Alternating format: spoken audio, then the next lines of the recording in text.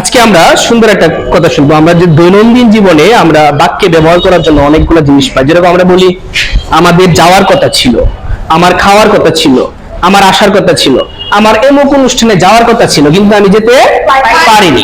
এই কথাগুলো তো আমাদের ইংরেজিতে বলতে হবে নাকি? তোমরা কি পারো এরকম কেউ? পারি না, তাই না? আজকে আমরা শিখবো যে কিভাবে বলতে হয় যে আমার যাওয়ার কথা ছিল, আমার আসার কথা ছিল, আমার খাওয়ার কথা ছিল, আমার লিখার কথা ছিল, আমার যাওয়ার কথা আছে, আমার খাওয়ার কথা আছে, আমার আসার কথা আছে, এবং আমি আসতে পারিনি বা আমি আসতে পারবো, এরকম কিছু আমরা শিখবো। ঠিক আছে? তাহলে আজকে আমরা তিনটা টপিকস পড়বো। একটা হচ্ছে আমার যাওয়ার কথা ছিল, এটার ইংরেজি হবে আই সাপোজ টু গো। কি হবে? আই সাপোজ টু গো অর্থ কি? আমার যাওয়ার কথা ছিল। তাহলে বলো তো দেখি, আমার আসার কথা ছিল, আমার ঘোরাঘুরির কথা ছিল,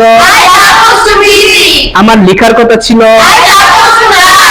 আমার খাওয়ার কথা ছিল, আমার দেখার কথা ছিল, আমার বলার কথা ছিল,